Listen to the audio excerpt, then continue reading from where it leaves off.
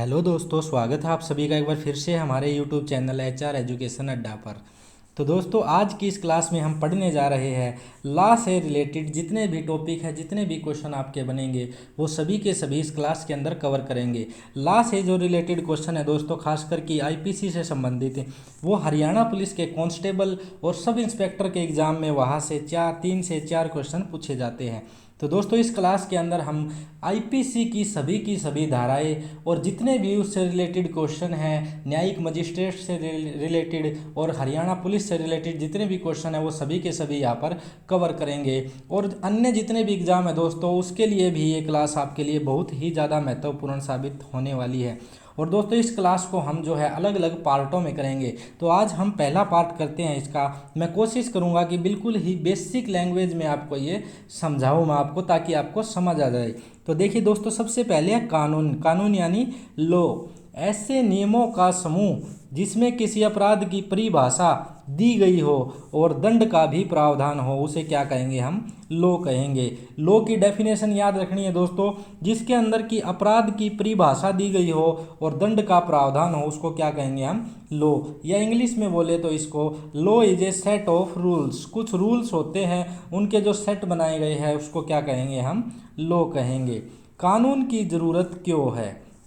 देखिए दोस्तों, कानून की ज़रूरत हमें क्यों पड़ती है? एक तो नैतिक समाज बनाने के लिए, सिविल सोसाइटी के निर्माण के लिए हमें कानून की ज़रूरत पड़ती है दोस्तों। अगर समाज में नैतिकता नहीं होगी तो क्या होगा? एकदम से अपराध बढ़ जाएंगे दोस्तों, हर तरफ जो है वो अराजकता फैल जाएगी। किसी भी अनहोनी के लिए किसी को जिम्मेदार नहीं ठहराया जा सकता। इसीलिए नैतिक समाज के निर्माण के लिए कानून की हमें ज़रूरत पड़ती है। और एक समाज में अपराध न बढ़े, इसके लिए भी कानून का निर्माण किया जाता है। तो ये आपको समझ में आ गया दोस्तों। कानून की डेफिनेशन मैंने ऊपर बताई है आपको। ये देखिए, जिसमें अपराध की परिभाषा हो और दंड का प्रावधान हो। कानून की ज़रूरत क्यों पड़ती है, ये हमने समझिया दोस्तों। दंड को परिभाषित IPC द्वारा किया जाता है। तो जो दंड होता है उसको किसके द्वारा परिभाषित किया जाता है? IPC के द्वारा किया जाता है। और IPC क्या है? इंडियन पीनल कोड, भारतीय दंड संहिता, जिसको कि हिंदी में कहा जाता है भारतीय दंड संहिता। अब यहाँ पर IPC की जितनी भी धाराएं हैं दोस्तों, वो सारी हम डिटेल के अंदर कवर करेंगे। और दूसरी बात, 3 से 4 क्वेश्चन यहाँ से हरियाणा पुलिस के अंदर पूछे जाते हैं। चलिए आगे देखते हैं। कानून कितने प्रकार के होते हैं दोस्तों? तो कानून 2 प्रकार के होते हैं, एक तो दीवानी मामले और एक होता है दोस्तों आपराधिक मामले। तो दीवानी मामले जो होते हैं दोस्तों, वो सिविल केसेज होते हैं, सिविल लॉ होते हैं, और ख़ास कर ये ज़मीन से रिलेटेड संबंधित होते हैं। और आपराधिक मामले दोस्तों क्राइम से संबंधित होते हैं, क्रिमिनल लॉज होते हैं। और इसके अंदर क्या होता है दोस्तों, ये सिविल केसेज को दीवानी मामले भी कह दिया जाता है, और जो क्रिमिनल केसेज होते हैं उनको आपराधिक मामले, या फिर इसकी जगह एक और नाम दिया जाता है फौजदारी मामले। तो फौजदारी मामले कौन से होते हैं दोस्तों? वो क्रिमिनल लॉज होते हैं। तो ध्यान रखना, 2 प्रकार के मामले होते हैं कानून के, एक तो दीवानी और एक फौजदारी, जिसको आपराधिक मामले भी कहते हैं। अब देखेंगे दीवानी और आपराधिक मामलों में अंतर। तो देखिए दोस्तों, दीवानी मामले में आर्थिक क्षतिपूर्ति देनी होती है। तो इकोनॉमिक जो कंपनसेशन दिया जाता है वो दीवानी मामले के अंतर्गत दिया जाता है। मतलब कि सिविल केसेज के अंदर क्या होता है कि आर्थिक क्षतिपूर्ति देनी होती है दोस्तों। जैसे कि किसी की ज़मीन सरकार के द्वारा एक्वायर कर ली गई, तो ज़मीन से संबंधित जो भी मामले होते हैं वो क्या होते हैं? दीवानी मामले। दीवानी मामले या रेंट केसेज जितने भी हो गए, किराएदार से संबंधित, वो भी क्या होंगे? दीवानी मामले। तो इसके अंदर क्या होता है, अगर सरकार ने भूमि का अधिग्रहण किया है तो ये सरकार की जिम्मेवारी होगी। सरकार एक कानून के तहत जिसकी भी ज़मीन एक्वायर की है उसको उसका कंपनसेशन देगी दोस्तों, उसके रुपए देगी, तभी वो सरकार जो है वो ज़मीन अधिग्रहण कर सकती है। तो दीवानी मामले में आर्थिक क्षतिपूर्ति देनी होती है। मान लो आपका कोई किराएदार है दोस्तों और उसने आपके 3 महीने का रेंट नहीं दिया है, तो क्या होगा? तब भी आप उसके खिलाफ केस दायर कर सकते हैं, जो कि दीवानी मामले की श्रेणी के अंतर्गत आएगा, और आर्थिक क्षतिपूर्ति उसको देनी होगी। अदरवाइज क्या होगा दोस्तों? अदरवाइज उसके खिलाफ जो है आप केस कर सकते हैं। देखिए, सिविल मामले के अंदर बहुत ही कम सज़ा का प्रावधान है कुछ है लेकिन बहुत ही कम है। उसके बाद देखिए दोस्तों, दीवानी मामले किससे संबंधित हो गए? तलाक से संबंधित। ज़मीनी मामले, किराएदारी आदि के मामले में क्या दीवानी केस हम दायर कर सकते हैं। तलाक के मामले में भी देखेंगे दोस्तों, तो तलाक के मामले में भी क्या होता है कि जब तलाक हो जाता है तो जब तक कि लड़की की शादी नहीं होती तो लड़के को भत्ता देना होता है। उसको क्या होता है? भत्ता देना होता है। तो ये क्या हो गया? आर्थिक क्षतिपूर्ति पूरी करनी होती है उस व्यक्ति को। उसके बाद देखिए, दीवानी मामलों के लिए सीपीसी होता है। सीपीसी ध्यान रखना दोस्तों, जैसे कि आईपीसी है वो क्रिमिनल के लिए यूज होता है, या फिर सीआरपीसी जो है वो भी क्रिमिनल के लिए, लेकिन सीपीसी संहिता जो है दोस्तों वो दीवानी मामलों के लिए यूज होती है, सिविल केसों के लिए। और इसकी फुल फॉर्म होती है कोड ऑफ सिविल प्रोसीजर। देखिए, सिविल प्रोसीजर कोड, ये इसकी फुल फॉर्म नहीं है दोस्तों, ये वैसे इसको तोड़ के लिखा गया है। इसकी जो फुल फॉर्म होती है कोड ऑफ सिविल प्रोसीजर। इन मामले में सज़ा का प्रावधान नहीं है। दीवानी मामले में दोस्तों सज़ा का प्रावधान नहीं है, लेकिन आपको पता है कि भारतीय संविधान के अंदर इतने सारे लॉ है, इतने सारे वाइस वर्सा है, इतने सारे अपवाद हैं। कुछ मामलों में देखिए इनमें सज़ा का प्रावधान भी होता है। जैसे कि एक लड़की को तलाक मिल गया और उसका पति उसको भत्ता नहीं दे रहा है, और अदालत में उसने कह दिया कि मैं उसको भत्ता दे दूंगा, लेकिन फिर भी वो भत्ता नहीं दे रहा है, तो क्या होता है दोस्तों, उसकी जो वाइफ है उसके ऊपर एग्जीक्यूशन का केस डाल सकती है। और एग्जीक्यूशन के अंदर भी अगर वो रुपये नहीं देता है तो उसको जेल में भी जाना पड़ता है दोस्तों। तो अपराध दीवानी केस जो होते हैं उनके अंदर बहुत ही कम सज़ा का प्रावधान है। आपराधिक मामले के अंदर सज़ा का प्रावधान है दोस्तों। जो आपराधिक मामले होते हैं उनके अंदर कन्फर्म है कि आपको सज़ा का प्रावधान है। जैसे कि हत्या से संबंधित मामले दोस्तों, चोरी, लूट, डकैती, फोर्जरी, इन सभी के अंदर जो है आपके लिए सज़ा का प्रावधान है। आपराधिक मामलों के लिए आईपीसी होता है। मैंने क्या बताया था अभी ऊपर कि सिविल मामलों के लिए जो होता है वो होता है CPC, code of civil procedure, जबकि आपराधिक मामलों के लिए आईपीसी होता है। और आईपीसी के अंदर ही आगे प्रोग्रेस दी गई है जिसको सीआरपीसी कहते हैं। स्टेटमेंट ऑफ ऑस्टिन की स्टेटमेंट भी ध्यान रखनी है।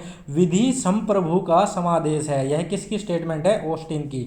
उसके बाद देखेंगे अपराध क्या है। अपराध की डेफिनेशन क्या होगी? अपराध वह है जिससे समाज को क्षति पहुँचे। अपराध क्या है? जिससे कि समाज को क्षति पहुँचे। अपराध के लिए आवश्यक तत्व क्या होना चाहिए? अपराध के लिए दोस्तों आवश्यक तत्व क्या है? एक तो मनुष्य का होना जरूरी है, और उसके बाद उसकी इंटेंशन, दुराशय मतलब कि गलत इच्छा उसकी, आशय या गलत योजना उसकी, तो दो चीज़ों का होना जरूरी है अपराध के लिए।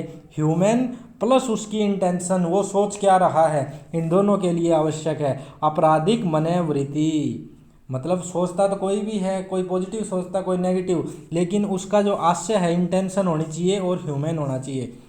उसके बाद योजना का कार्यान्वयन, मतलब उसको योजना का कार्यान्वयन कर ले, वो उस चीज़ को, जो चीज़ वो सोच रहा है उसको पूरी कर दे। जैसे कोई व्यक्ति किसी को मारने की सोच रहा है और उसको मार दे, तो ये हो गया योजना का कार्यान्वयन। और अक्षति नुकसान पहुँचे, नुकसान क्या पहुँचा भैया, आदमी इस दुनिया से गया, तो अपराध के लिए ये आवश्यक तत्व है। इस तरह के क्वेश्चन दोस्तों ऑप्शन देकर आपसे सब इंस्पेक्टर के एग्जाम में पूछे जा सकते हैं। अभी देखिए, मनुष्य की जो मन की वृत्ति है, मनोवृत्ति को कहते हैं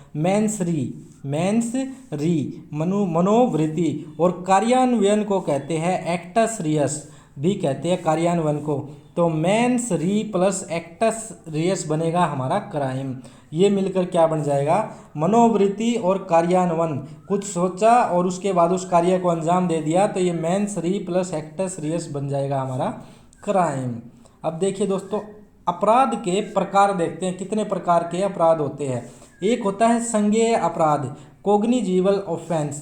संज्ञेय अपराध होता है दोस्तों, इसमें गंभीर अपराध होते हैं जिनके लिए 3 वर्ष या 3 वर्ष से अधिक की सजा का प्रावधान है। 3 वर्ष या 3 वर्ष से अधिक सजा का प्रावधान है, तो वो किसकी श्रेणी में आएगा? संज्ञेय अपराध।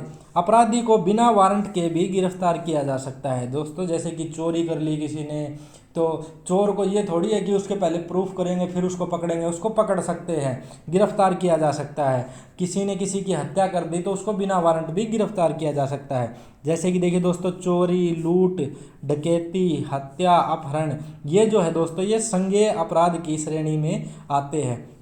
उसी तरह देखिए दोस्तों, ये क्वेश्चन पूछा जाता है, ये पूछा भी गया है बहुत सारे एग्जाम के अंदर कि चोरी के लिए सजा का प्रावधान किसके अंदर है, धारा 380 में, और परिभाषित किसे किया गया है, धारा 378 में। किसी व्यक्ति ने चोरी की है तो दोस्तों उसके ऊपर कौन सी धारा लगेगी, 378, और उसको क्या सजा देनी है ये कहाँ पर लिखा गया है, आईपीसी की धारा 380 के अंतर्गत। लूट के लिए सजा का प्रावधान धारा 392 में है और इसे धारा 390 में परिभाषित किया गया है।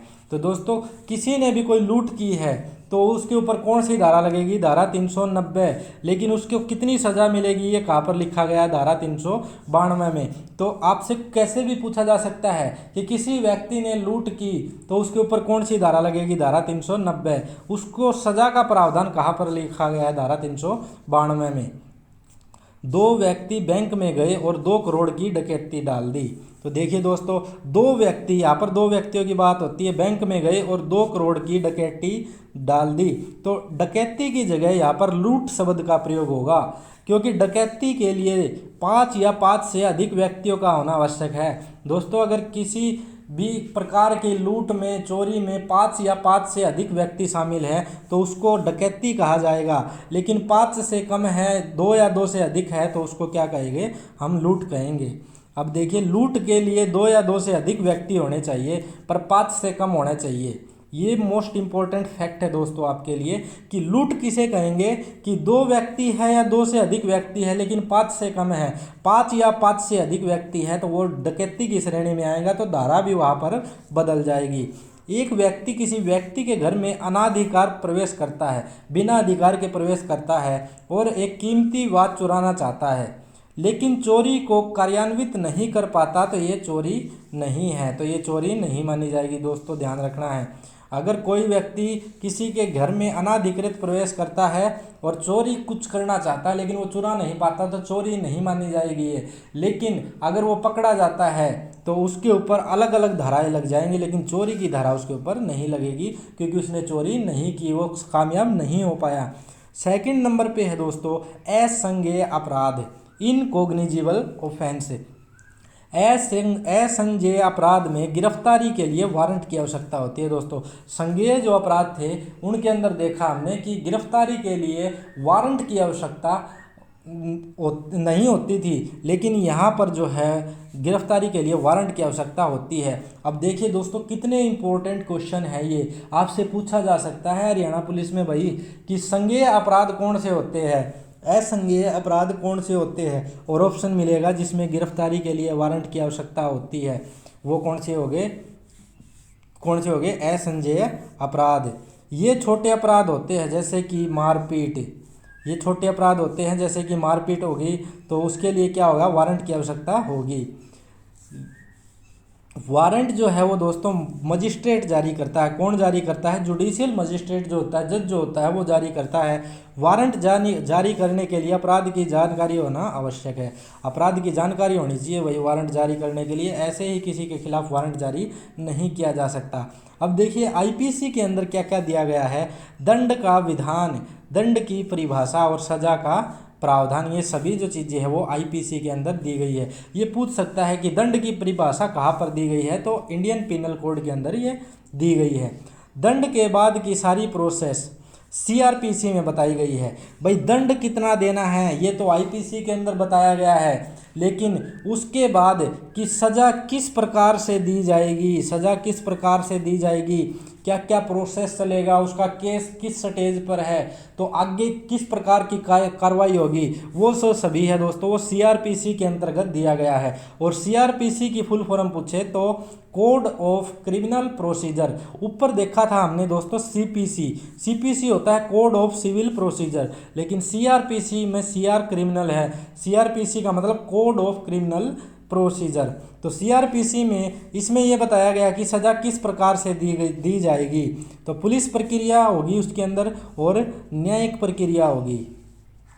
उसके बाद आईपीसी दोस्तों कब लागू हुई थी हमारे देश में, सन 1860 में। ये मोस्ट इंपॉर्टेंट है दोस्तों, मोस्ट इंपॉर्टेंट क्वेश्चन, बहुत बार हर एक एग्जाम में ये पूछा गया है कि आईपीसी कब बना था, 1860 में। इसके अंदर 23 अध्याय है और 511 धाराएं हैं। कितने? 23 अध्याय और 511 धाराएं हैं। ये मोस्ट इम्पोर्टेंट है भाई हरियाणा पुलिस के लिए।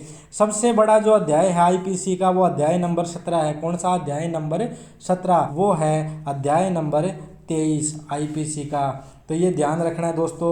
ये थी हमारी पहली क्लास जिसके अंदर की हमने कानून और अपराध से रिलेटेड कुछ बेसिक चीज़ें सीखी है दोस्तों। इसके बाद धीरे धीरे हम थोड़ा और डिटेल में जाएंगे, आईपीसी की धाराओं के बारे में जानेंगे। तो दोस्तों ये क्लास जो है आपको अच्छी तरह से याद कर लेनी है। यहाँ पर भी आपके बहुत सारे फैक्ट पूछे गए हैं जो कि एग्ज़ाम के दृष्टिकोण से बहुत ही ज़्यादा महत्वपूर्ण हैं। तो अभी इस टोटल आईपीसी को हम छोटे छोटे पार्ट्स के अंदर करेंगे। तो मिलते हैं दोस्तों आपसे नेक्स्ट क्लास में। अभी तक आपने हमारे चैनल को सब्सक्राइब नहीं किया है तो चैनल को सब्सक्राइब जरूर कर दे दोस्तों, और इस क्लास को ज़्यादा से ज़्यादा शेयर कर दे। धन्यवाद।